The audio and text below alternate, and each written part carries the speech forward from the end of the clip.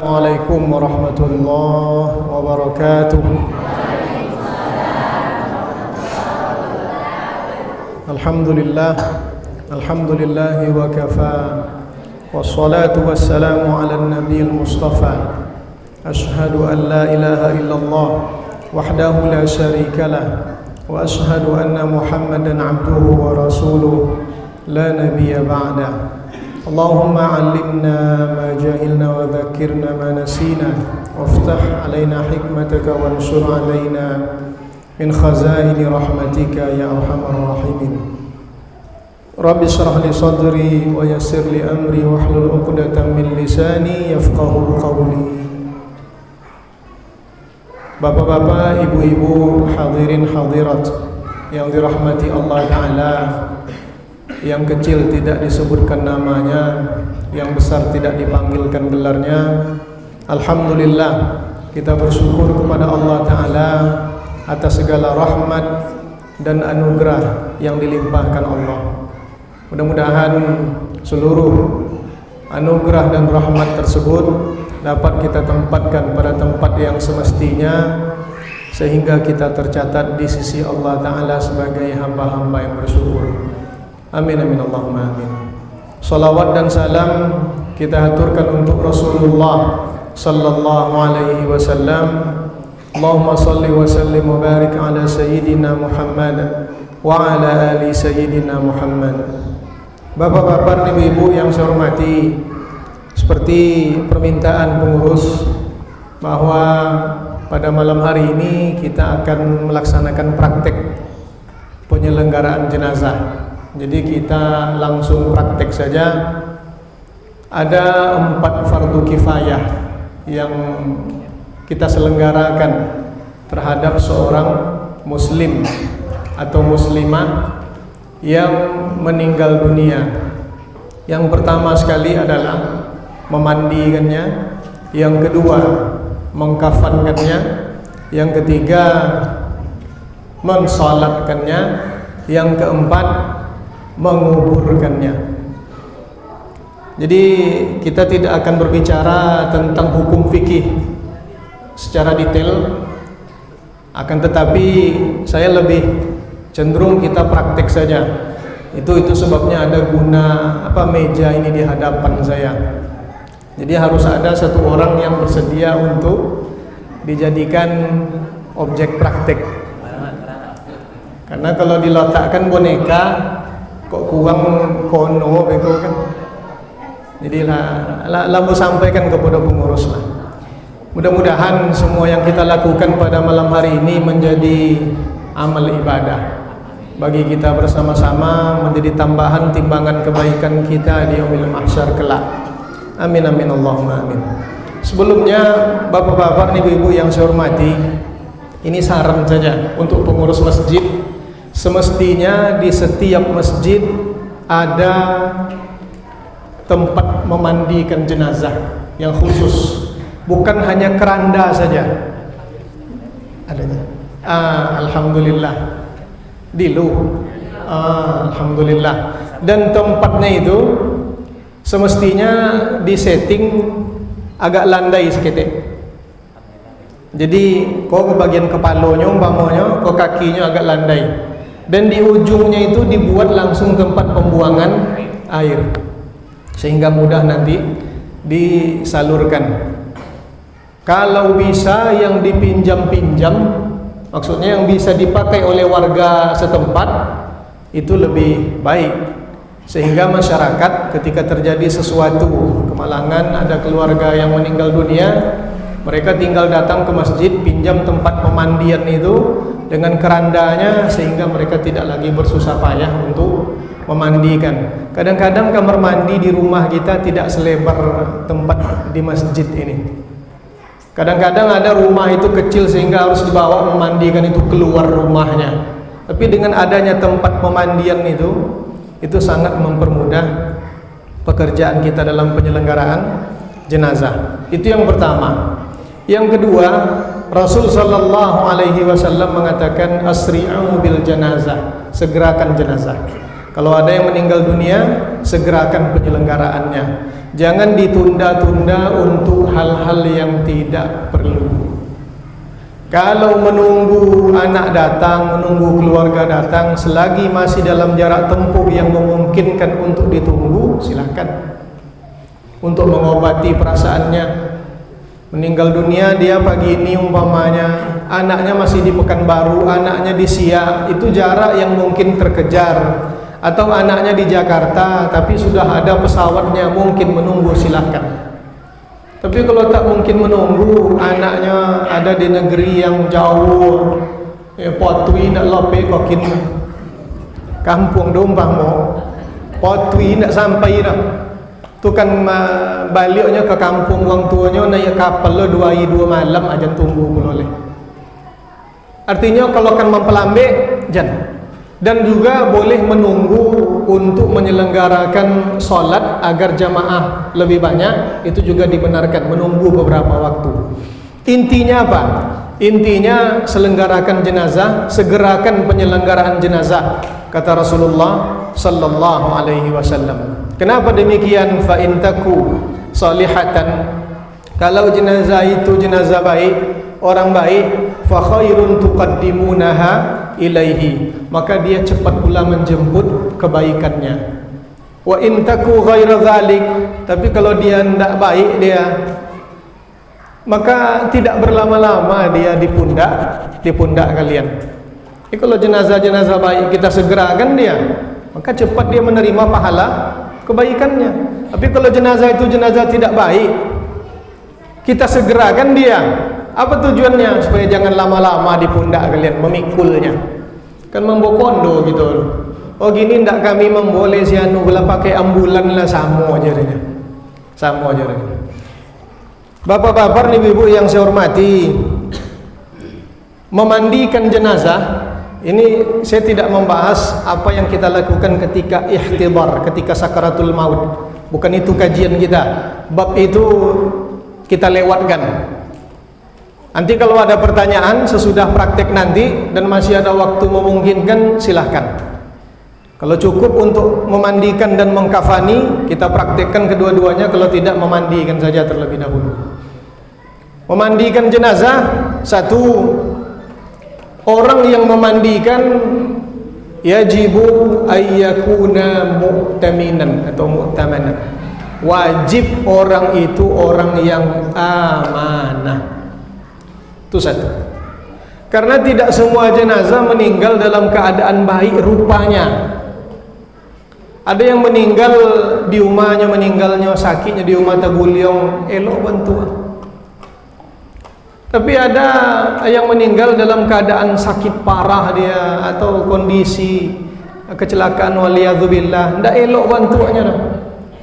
Macam-macam yang terjadi di tubuhnya. Atau ada kondisi-kondisi tertentu hijau-hijau di sekujur badannya itu.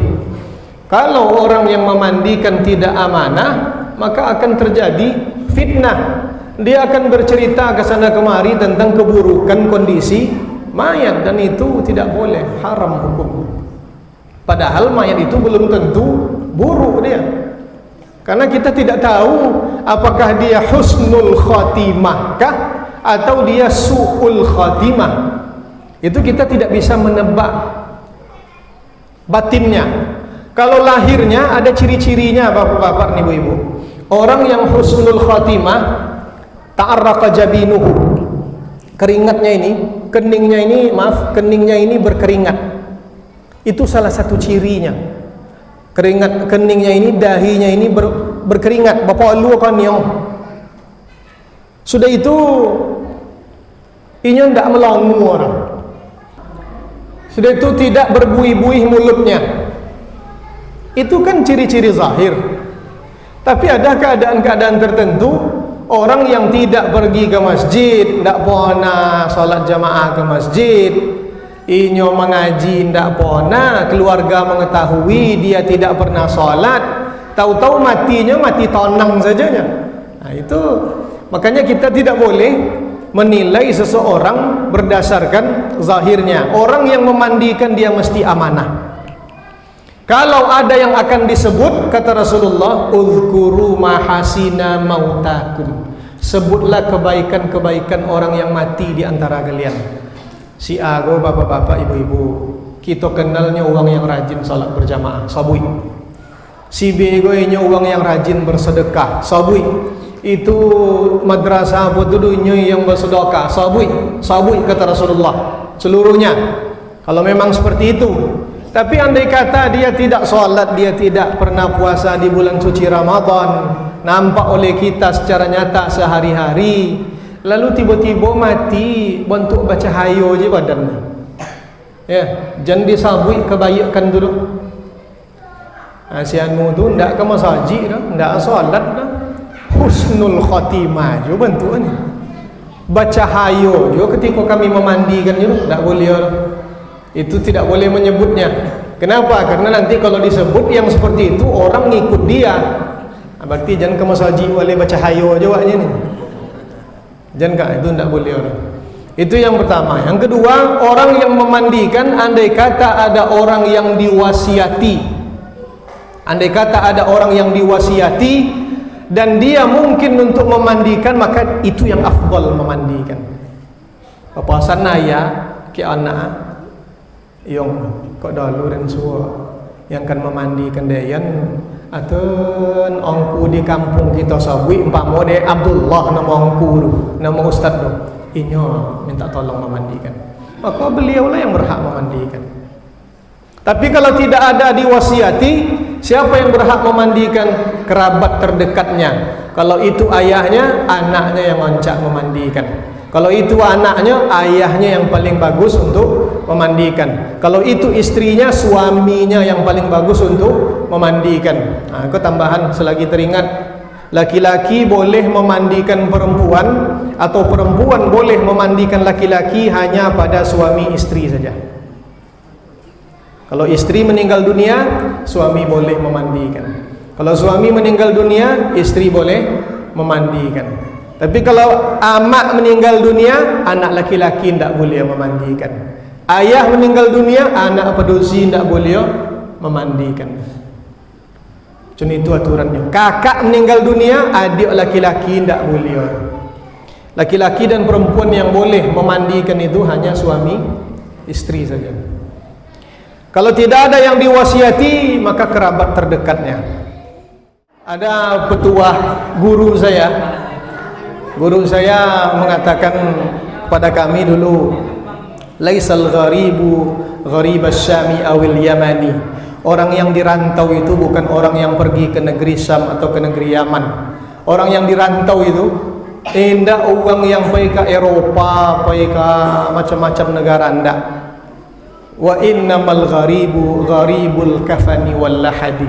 Tapi yang dirantau itu orang yang dirantau dalam kain kafan dan lahatnya. Itu yang dirantau, yang merasa aneh, merasa sendirian. Ini semestinya bapak-bapak, ibu-ibu, sekali lagi, ketika terjadi kemalangan, maka hal pertama dalam memandikan yang harus kita lakukan adalah melepas seluruh pakaian orang yang meninggal dunia. Andai kata persendiannya ini lunak, persendiannya lunak, tidak payah membuka kainnya, dibuka saja lambe-lambe. Pakaiannya itu dibuka saja pelan-pelan. Kalau persendiannya masih lunak, artinya masih mudah kita berinteraksi dengan mayat itu. Tapi ada masanya mayat itu lah jogang aja, tidak lah payah maupun lah. Bapak cara membukanya, digunting bajunya kok, digunting celananya, digunting bajunya. Untuk melakukan itu kita menggunakan kain panjang yang menutup seluruh tubuhnya. Alhamdulillah mayat bisa bekerja sama awak. Alhamdulillah.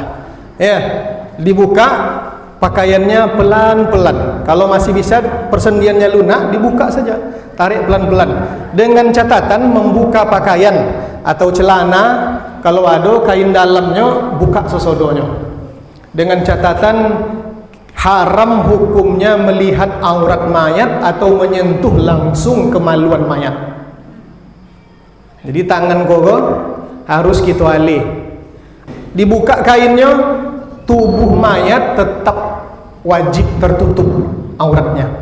Sekali lagi, haram hukumnya melihat aurat mayat. Ini yang biasa kita lakukan. Sesudah dibuka seluruh pakaiannya, dia tetap dalam keadaan tertutup. Kalau ingin memandikan, memakai kain panjang agak agak rumit. Kalau akan dipakai juga, cari kain yang tebal. Cari kain yang tebal, atau iko dilipek dua, boleh ya. Atau menggunakan anduk ini. Aku anduk goncak juga. Bidangnya lebar, iko kurang lebarnya kan? Kurang lebar. Ada anduk yang lebar, Pak. Itu lebih bagus. Ada sebahagian orang memandikan mayat, kain kafan itu yang ditutupkan ke badan mayat dehnya. Di mana posisi alas mandi mayat itu? Aurat laki-laki antara pusar dan lutut. Maka disitulah ditutup. Ya. Di situ ditutup. Kau waktu memandikan, ulun cuniku posisi tangan boleh. Ikut tabapur nak capek-capek aja. Ya, disikot ya, diluin aja. Ini karena mejanya kecil ini. Kalau kainan dua, oncak juga. Ada sebagian orang seperti yang saya katakan, kain kafan itu seholai dipotong dehnya sepanjang itu yang ditutuin dehnya. Kain kafan itu, Pak, kalau kono ayu, kalau kena air, itu aurat kita kelihatan. Nampak jadinya. Tidak boleh, haram hukumnya itu, melihat itu. Jadi pakailah, pergunakan kain yang kalau disiram tidak memperlihatkan aurat mayat. Ini kalau mayatnya laki-laki seperti ini. Kalau mayatnya perempuan, itu dari kaki sampai ke dadonya. Di situ ditutup. Yang mulia dibukanya kepalanya. Karena perempuan boleh melihat kepala perempuan yang lain semasa hidupnya. Begitu juga ketika meninggal dunia. Tapi aurat kasar wanita itu tidak boleh diperlihatkan. Jadi kainnya ini untuk laki-laki. Kalau untuk perempuan, kain panjang inilah. Kain panjang yang kita pergunakan, yang tidak tipis. Sekali lagi, kalau tipis dia syafaf, bahasa Arabnya itu akan, kalau kena air akan memperlihatkan aurat yang dimandikan itu. Sampai di situ jolirnya kan? Baik, itu yang pertama. Asumsi kita, pakaian ini sudah dibuka, mayat ini sudah dibuka pakaiannya. Kita bersiap-siap untuk memandikannya. Lah kita tutuplah. Apa yang perlu selanjutnya? Ember. Kalau mandinya pakai ember yang akan disiapkan. Tapi kalau mandinya langsung dari air bak, itu kita tinggal mengambil langsung atau memindahkan ke ember, silahkan. Berapa ember itu banyaknya, tidak ada aturan berapa banyak ember itu dah. Tidak ada aturannya dah. Cuman untuk memandikan mayat itu, yang pertama air yang bercampur dengan daun bidara. Kita jangan memakai daun bidara. Kita lebih banyak menggunakan air yang bercampur dengan sabun. Yang kedua, air ma'in qarah, air mutlak, air suci lagi mensucikan. Yang ketiga, air yang bercampur dengan sedikit kafur barus. Kafur barus bubuk atau yang kafur barus yang ditumbuk, terserah. Sedikit saja, jangan sampai hilang sifat air yang suci lagi mensucikan itu. Memandikan ini, bapak-bapak, ibu-ibu, ambo pribadi membaginya kepada dua tahap. Tahap yang pertama, membersihkan seluruh najis dan kotoran yang ada pada tubuh mayat. Jadi tidak langsung memandikan menurut syarak dah, tapi membersihkan najis dan kotoran apapun yang ada di tubuh mayat. Nah, Itu sebabnya kalau orang sakit teguliungnya, itu anak-anaknya dianjurkan untuk memberosion tawi. Karena kalau ndak diberosion, orang tua ke dah yang sakit ke dah, boleh jadi ndak mandi-mandinya dah seminggu 2 minggu, ndak tentu dah gitu. Berosion tawi pakai air hangat. Lupa air untuk memandikan mayat ini tidak boleh terlalu dingin dan tidak boleh terlalu panas. Dalam keadaan musim hujan cuniko kan dingin kok. Ayu tu yang sancak-ancaknya jangan ayu soju banau. Jangan ayu soju banau. Ya, apa dia ndak cuni itu? Karena mayat tersakiti dengan perbuatan kita. Jadi air itu air yang standar, yang layak untuk dimandikan kepada orang hidup.